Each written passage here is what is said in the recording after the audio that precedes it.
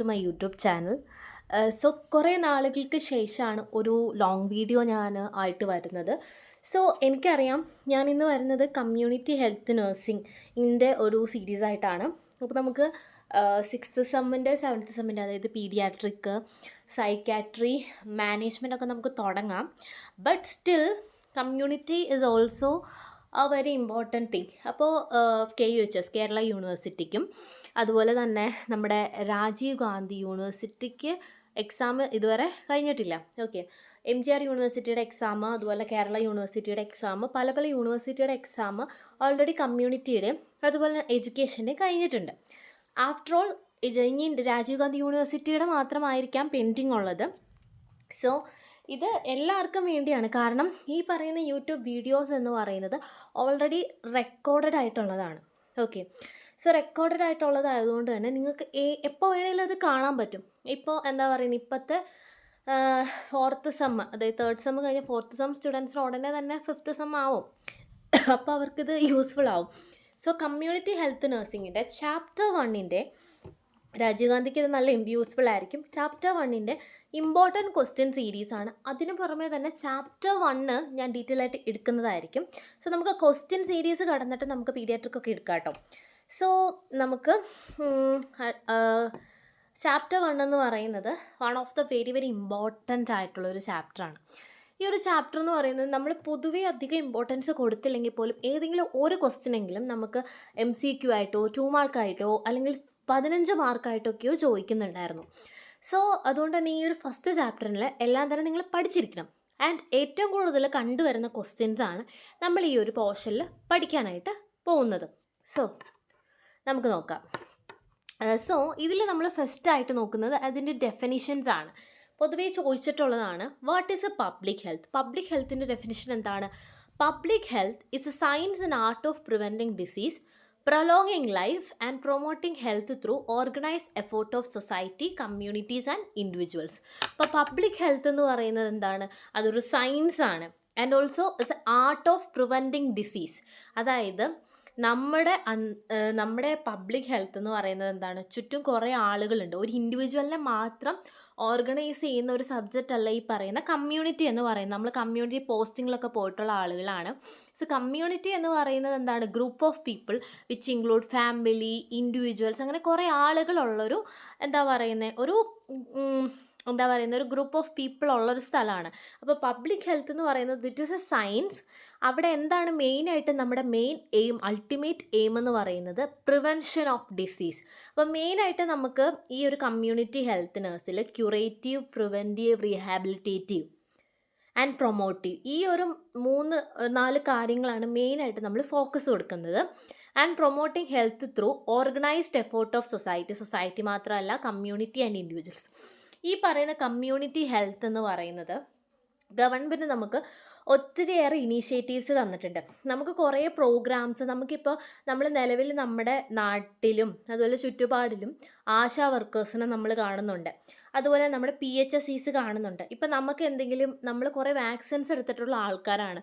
നമ്മൾ 15 വയസ്സിലും അതുപോലെ തന്നെ അതിന് പുറമെ കോവിഡ് വാക്സിൻസ് ഒക്കെ എടുത്തതാണ്. ഇത് മെയിനായിട്ട് എന്താണ്? നമുക്ക് ആ ഒരു അസുഖം വരാതിരിക്കുന്നതാണ്. അപ്പോൾ ഇതിൻ്റെ മെയിനായിട്ടുള്ളൊരു എയിം എന്ന് പറയുന്നത് എന്താണ്? Preventive, promotive, curative and rehabilitative ആണ്. നമ്മൾ ഫസ്റ്റ് എപ്പോഴും ചിന്തിക്കുന്നത് എന്താണ്? It is better than cure. Prevention is better than cure ആണല്ലോ. സോ അതാണ് പബ്ലിക് ഹെൽത്തിൻ്റെ ഡെഫിനിഷൻ. നിങ്ങൾക്ക് ഏത് ഡെഫിനിഷൻസ് വേണമെങ്കിലും എടുക്കാം. ഞാൻ നിങ്ങൾക്ക് ഏറ്റവും സിമ്പിളായിട്ടുള്ളൊരു ഡെഫിനിഷനാണ് തന്നത്. ഇത് തന്നെ എഴുതണമെന്നില്ല, നിങ്ങൾക്ക് മനസ്സിലാവും. ഇപ്പം ഞാൻ എഴുതുവാണെങ്കിലും ഞാൻ പൊതുവേ ഡെഫിനിഷൻസ് കാണാപ്പാടം പഠിക്കുന്ന ആളല്ല. ഞാൻ ഇങ്ങനെ എഴുതും, പബ്ലിക് ഹെൽത്ത് എന്ന് പറയുന്ന ഒരു സയൻസാണ്. അവരുടെ മെയിൻ എയിം എന്ന് പറയുന്നത് preventive and promotion of health, that is through community, society and individuals. അതാണ് പബ്ലിക് ഹെൽത്ത് നഴ്സിംഗിൻ്റെ ഡെഫിനിഷൻ എന്ന് പറയുന്നത്. ഓക്കെ, ഇനിയുള്ളത് very very important, what is a community health? Community എന്ന് പറയുന്നത് എന്താണ്? അപ്പോൾ community health refers to the health status of a specific group of people living in a defined area and the actions taken to improve and maintain their health. ഇപ്പോൾ community എന്ന് പറയുന്നത് പല രീതിയിലുള്ള communities ഉണ്ട്. ഒരു ഡിഫൈൻഡ്, ഇപ്പം ഞാനിപ്പോൾ പറയുവാണെങ്കിൽ എറണാകുളം ജില്ലയിലെ ഒരു ഏരിയ, ആ ഒരു ഏരിയയിൽ ഇപ്പോൾ ഫോർ എക്സാമ്പിൾ 1000 ആൾക്കാരുണ്ട്.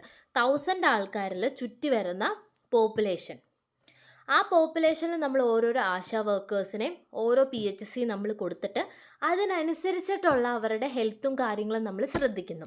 ഇതാണ് നമ്മുടെ കമ്മ്യൂണിറ്റി ഹെൽത്ത് എന്ന് പറയുന്നത്. ഇനി കമ്മ്യൂണിറ്റി ഹെൽത്ത് നഴ്സിംഗ് എന്ന് പറയുന്നത് എന്താണ്?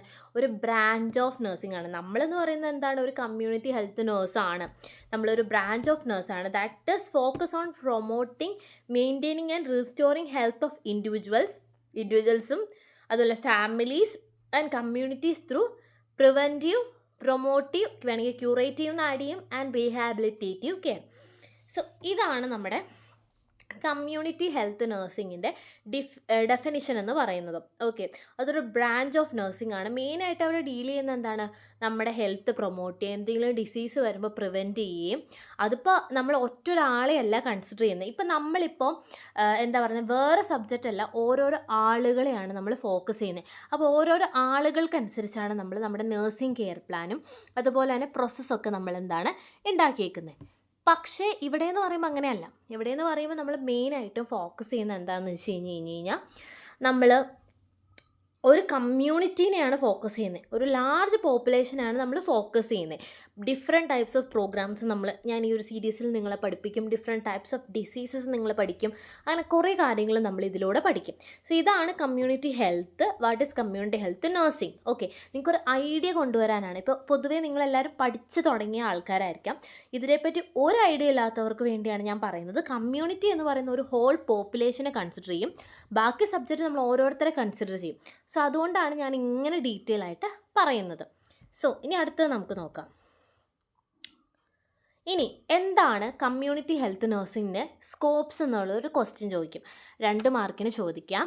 അപ്പോൾ ഫസ്റ്റാണ് health promotion, health education on nutrition, hygiene, sanitation, lifestyle modification, school health programme. ഈ school health programme is one of the very very important question. അപ്പോൾ ഈ പറയുന്ന ഹെൽത്ത് പ്രൊമോഷനാണ് ആദ്യത്തെ സ്കോപ്പ് എന്ന് പറയുന്നത്.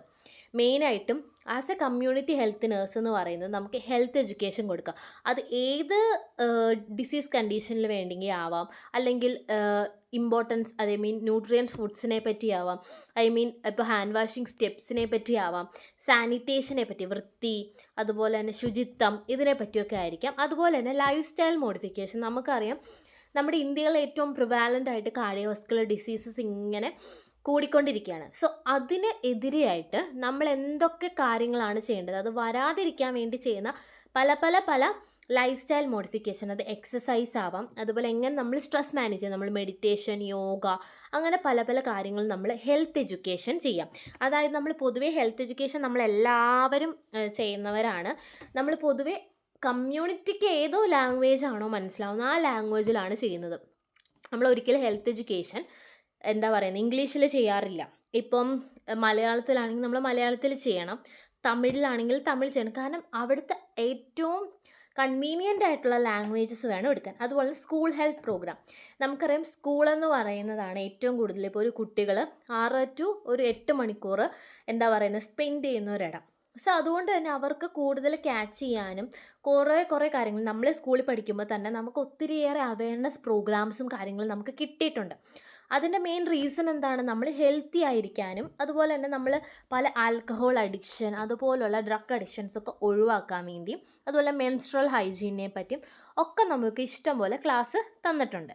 ഓക്കെ, ഇനിയുള്ളത് രണ്ടാമത്തത് ഡിസീസ് പ്രിവെൻഷൻ, അതുപോലെ തന്നെ ഇമ്മ്യൂണൈസേഷൻ പ്രോഗ്രാം, അതുപോലെ screening four diseases and control of communicable disease. മെയിനായിട്ട് നമ്മൾ ഡിസീസ് പ്രിവെൻഷന് ഇപ്പോൾ നമുക്കറിയാം നമുക്ക് പല വാക്സിനേഷൻസ് അവൈലബിൾ ആണ്, ബൂസ്റ്റർ ഡോസസ് അവൈലബിൾ ആണ്. ഇതൊക്കെ കാരണം ഇപ്പോൾ നമുക്ക് ചിക്കൻ ബോക്സ് വാക്സിൻ അവൈലബിൾ ആണ് വരാതിരിക്കാൻ വേണ്ടി. അതുപോലെ തന്നെ നമ്മൾ ബേസിക്കായിട്ടും നമ്മൾ കമ്മ്യൂണിറ്റി ഹെൽത്ത് നഴ്സിങ്ങിൽ നമ്മൾ യൂറിൻ ഷുഗർ ടെസ്റ്റ് ചെയ്ത് നോക്കുന്നുണ്ട്. ഇതെന്തിനാണ് നമ്മൾ യൂറിൻ ഷുഗർ ടെസ്റ്റ് ചെയ്ത് നോക്കുന്നത്? മെയിനായിട്ടും ആ പറയുന്ന ആളുകൾക്ക് ഡയബറ്റിസ് മെലിറ്റസ് അല്ലെങ്കിൽ അതുപോലെ യൂറിൻ ആൽബുമിൻ ടെസ്റ്റ്, അതായത് ഹൈപ്പർ ടെൻഷൻ ആയിട്ടുള്ള ആളുകൾക്ക് എന്തായാലും നമ്മൾ ആൽബുമിൻ ടെസ്റ്റ് ചെയ്ത് നോക്കുന്നുണ്ട്. അതുപോലെ എങ്ങനെയാണ് ഈ പറയുന്ന കൺട്രോൾ ഓഫ് ഇപ്പോൾ നമ്മൾ ഏറ്റവും നല്ല എക്സാമ്പിളാണ് മലേറിയ, ഡെങ്കു. അപ്പോൾ അതിനനുസരിച്ചിട്ട് നമ്മൾ അവർക്ക് പ്രിവെൻഷൻ ചെയ്യാൻ വേണ്ടി കെട്ടിക്കിടക്കുന്ന വെള്ളം ഒക്കെ ഒഴിവാക്കാൻ നമ്മൾ പറയുക. അതുപോലെ തന്നെ DDT എന്ന് പറയുമ്പോൾ നമ്മൾ ഈ മോസ്കിറ്റോ നെറ്റിൽ അതുപോലെ തന്നെ സ്പ്രേ അടിക്കുക. ഓഡോമോസ് എന്ന് പറയുമ്പോൾ നമ്മുടെ കയ്യിൽ പരട്ടി കഴിഞ്ഞ് കഴിഞ്ഞാൽ ഈ പറയുന്ന കൊതുകുകൾ കടിക്കാതിരിക്കാൻ വേണ്ടി. അങ്ങനെ കുറേ കാര്യങ്ങൾ നമ്മൾ അവർ ഹെൽത്ത് എഡ്യൂക്കേറ്റ് ചെയ്യുകയാണ് നമ്മൾ ചെയ്യുന്നത്. ഓക്കെ, ഇനിയുള്ളത് ക്യൂറേറ്റീവ് സർവീസസ് ആണ്. മെയിനായിട്ട് മൈനർ ഇൽനെസ്സിനുള്ള. ഇപ്പം നമുക്ക് കുറേ പേര് പറയുന്നുണ്ട് നമ്മൾ നേഴ്സസിന് ചില മെഡിസിൻസ് പ്രിസ്ക്രൈബ് ചെയ്യാൻ പറ്റത്തില്ല. ശരിയാണ്, ഒരു പരിധി വരെ ശരിയാണ്. പക്ഷേ നമുക്ക് സ്റ്റാൻഡ് ബൈ ഓർഡർ, നോട്ട് ചെയ്തോളൂ, സ്റ്റാൻഡ് ബൈ ഓർഡർ എന്ന് പറയുന്ന ഒരു സംഭവമുണ്ട്. അതെന്താണെന്ന് വെച്ച് കഴിഞ്ഞ് കഴിഞ്ഞാൽ എമർജൻസി സിറ്റുവേഷനിൽ അതിപ്പോൾ ഏത് തരത്തിലുള്ള ഹെൽത്ത് പ്രൊഫഷണലായിരിക്കാം, ആര് വേണമെങ്കിലും ആയിരിക്കാം, അവർക്ക് ഈ പറയുന്ന ഡോക്ടേഴ്സിൻ്റെ അഡ്വൈസ് ഇല്ലാതെ തന്നെ നമുക്ക് വേണമെങ്കിൽ ഓരോ കാര്യങ്ങൾ ചെയ്യാം. ഇപ്പോൾ ഫോർ എക്സാമ്പിൾ നമ്മൾ പെട്ടെന്ന് ഫീവർ വരുന്നൊരു ഫീവർ ആവുന്നൊരു പേഷ്യൻറ്റിന് നമ്മൾക്ക് ഡോക്ടറിനോട് ചോദിക്കാതെ തന്നെ വേണമെങ്കിൽ നമുക്ക് ടെപ്പിഡ് സ്പഞ്ച് അങ്ങനത്തെ കാര്യങ്ങൾ കൊടുക്കാൻ പറ്റും. അതുപോലെ തന്നെ ഡോട്ട്സ്, ട്യൂബർക്കലോസിസിൻ്റെ മെഡിസിൻസ് നമ്മൾ ആശാ വർക്കേഴ്സും അതുപോലെ കമ്മ്യൂണിറ്റി ഹെൽത്ത് നേഴ്സും പ്രൊവൈഡ് ചെയ്യുന്നുണ്ട്. ഓക്കെ, അതായത് ഡോക്ടേഴ്സിൻ്റെ അനുവാദമില്ലാതെ, അഡ്വൈസ് ഇല്ലാതെ ചില കാര്യങ്ങൾ ഹെൽത്ത് കെയർ പ്രൊഫഷണൽസിന് ചെയ്യാൻ സാധിക്കും എമർജൻസി സിറ്റുവേഷനിൽ. മെയിനായിട്ടും പിന്നെ first aid and referral services.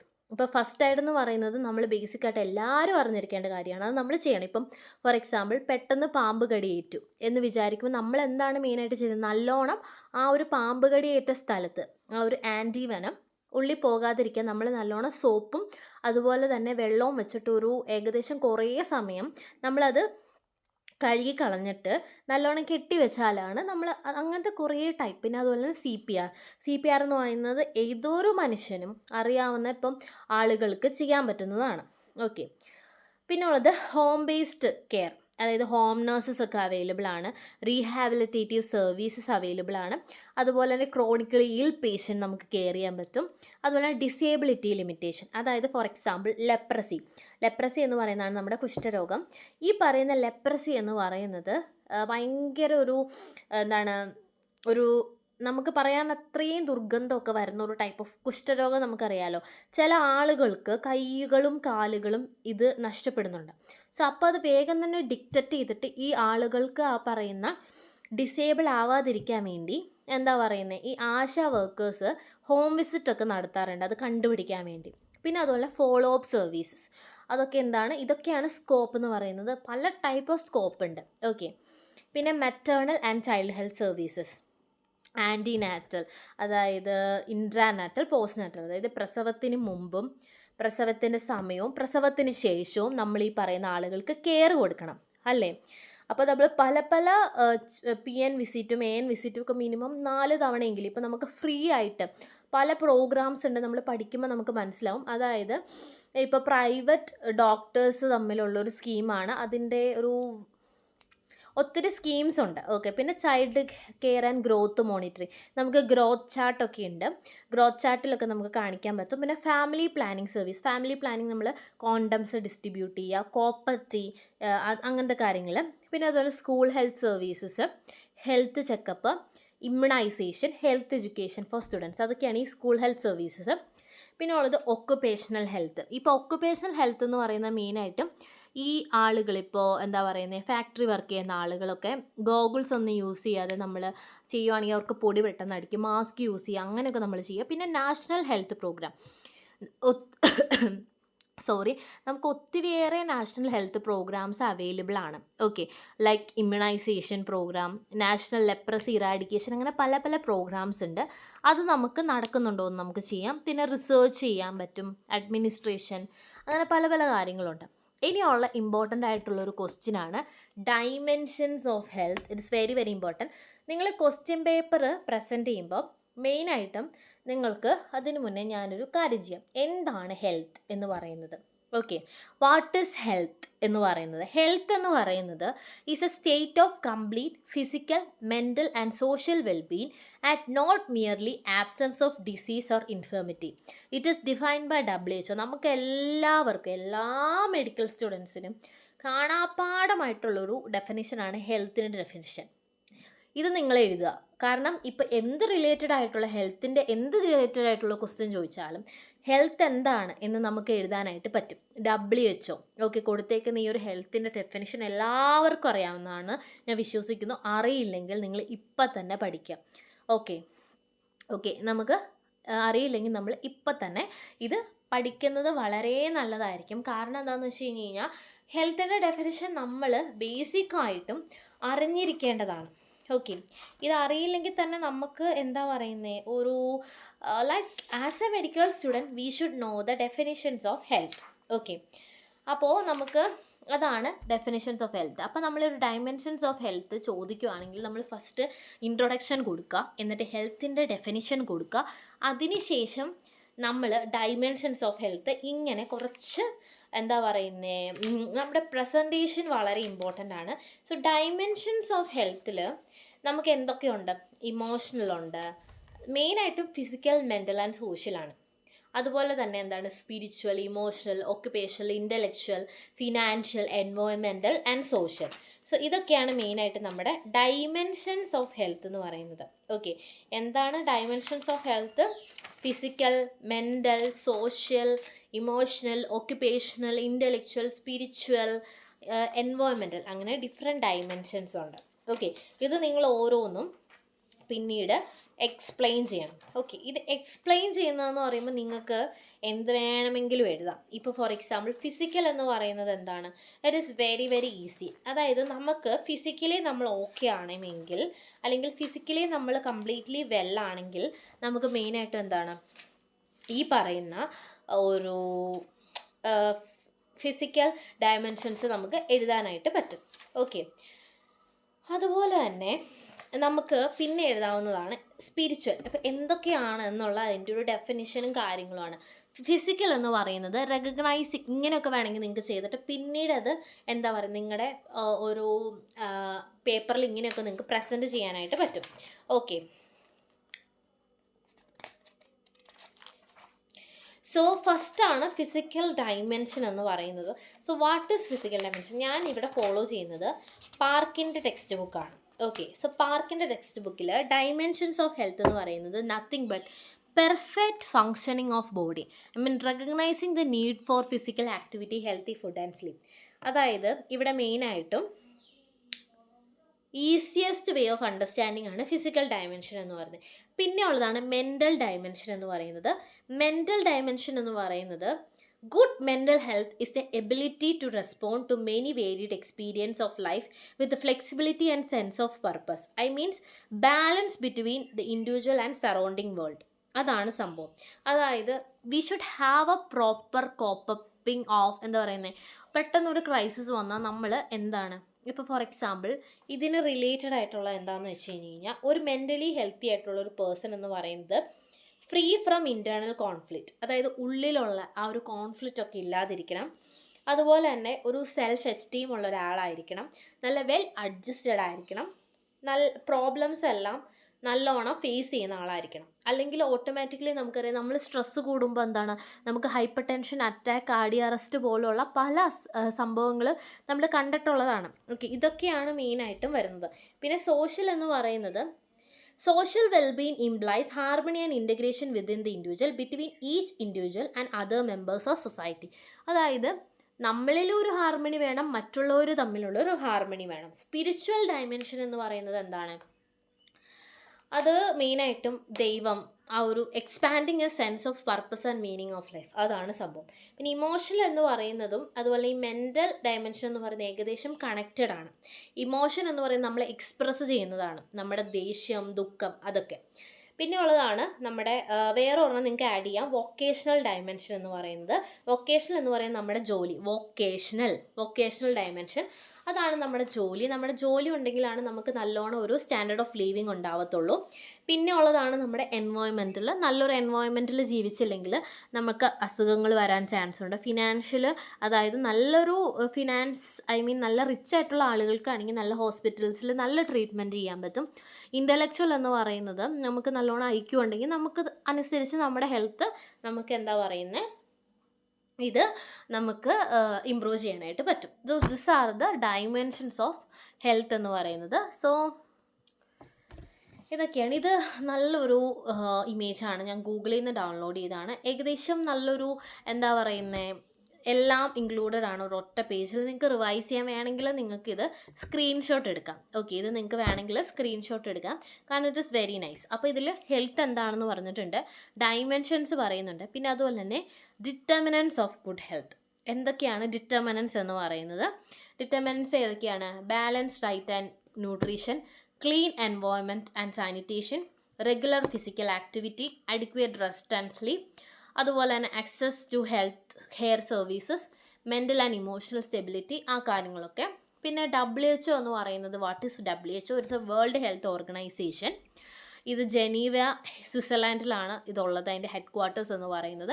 World health day എന്ന് പറയുന്നത് 7th ഏപ്രിലാണ്. അപ്പോൾ MCQ അതുപോലെ തന്നെ പ്രാക്ടിക്കൽ എക്സാംസിനൊക്കെ നമുക്ക് വേൾഡ് ഹെൽത്ത് ഓർഗനൈസേഷൻ എന്താണ്, അതുപോലെ തന്നെ വേൾഡ് ഹെൽത്ത് ഡേ എന്തൊക്കെ എന്നാണ് നമുക്ക് ചോദിക്കും. അതുപോലെ MCQസിലൊക്കെ ചോദിക്കും. That is 7th April. പിന്നെ വരുന്നതാണ് types of disease, that is infectious disease, preventive measures for health, health indicators ആണ് ഈ പറയുന്ന ഇൻഫൻറ്റ് മൊർട്ടാലിറ്റി റേറ്റ്. അതായത് നമ്മുടെ ഒരു ഫോർ എക്സാമ്പിൾ നമ്മുടെ രാജ്യത്ത് ഒത്തിരിയേറെ ആളുകൾ മരിക്കുന്നുണ്ടെങ്കിൽ നമ്മുടെ ഹെൽത്ത് കെയർ സിസ്റ്റം വളരെ കുറവാണ്, മോശമാണെന്നാണ് അവിടെ അർത്ഥമാക്കുന്നത്. ഇപ്പോൾ ഒത്തിരി കുഞ്ഞുങ്ങൾ മരിക്കുന്നുണ്ട്, ഒത്തിരി അമ്മമാർ മരിക്കുന്നുണ്ട്. അതുപോലെ തന്നെ ലൈഫ് എക്സ്പെക്റ്റൻസി എന്ന് പറയുന്നത് എത്രമാത്രം ഇപ്പോൾ 60 വയസ്സ് വരെ ജീവിക്കും. ഇപ്പോൾ 40 വയസ്സ് വരെ ജീവിക്കുമെങ്കിൽ നമ്മുടെ ഹെൽത്ത് സിസ്റ്റം എന്ന് പറയുന്നത് വളരെ മോശമാണ്. പിന്നെ ചൈൽഡ് ന്യൂട്രീഷൻ സ്റ്റാറ്റസ്, അതായത് പ്രോട്ടീൻ, എനർജി, മാൽന്യൂട്രീഷൻ, അതൊക്കെ കുറവാണെങ്കിൽ എന്താണ് പറയുന്നത്. പിന്നെ ഗവൺമെൻറ് ഇനീഷ്യേറ്റീവ്സ് ആണ് ആയുഷ്മാൻ ഭാരത്, അതുപോലെ തന്നെ national health mission, Poshan Abhiyan, mission Indradhanush, അതുപോലെ ഫിറ്റ് ഇന്ത്യ മൂവ്മെൻറ്റ്. ഇതൊക്കെ നമുക്ക് വേണമെങ്കിൽ എഴുതാം, നിങ്ങൾക്ക് നല്ല മാർക്ക് സ്കോർ ചെയ്യാനായിട്ട് പറ്റും. ഇനിയുള്ളതാണ് determinants of health, health behaviour, socio cultural and socio economic factors, biological and genetic factors, resource system, environmental factors. ഇതൊക്കെയാണ് ഡിറ്റർമിനൻസ് ഓഫ് ഹെൽത്ത്. അപ്പോൾ ഫസ്റ്റാണ് മെയിനായിട്ടും ഇൻഡിവിജ്വൽ ബിഹേവിയർ. അത് മെയിനായിട്ടുള്ള ഇമ്പോർട്ടൻ്റ് ആയിട്ടുള്ള കാര്യമാണ്.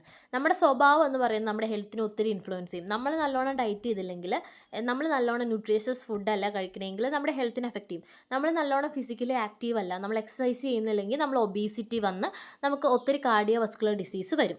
സബ്സ്റ്റൻസ്, നമ്മൾ ഒത്തിരി ആൽക്കഹോൾ അതുപോലെ ഡ്രഗ്സ് യൂസ് ചെയ്താൽ നമുക്ക് തന്നെയാണ് പ്രശ്നം.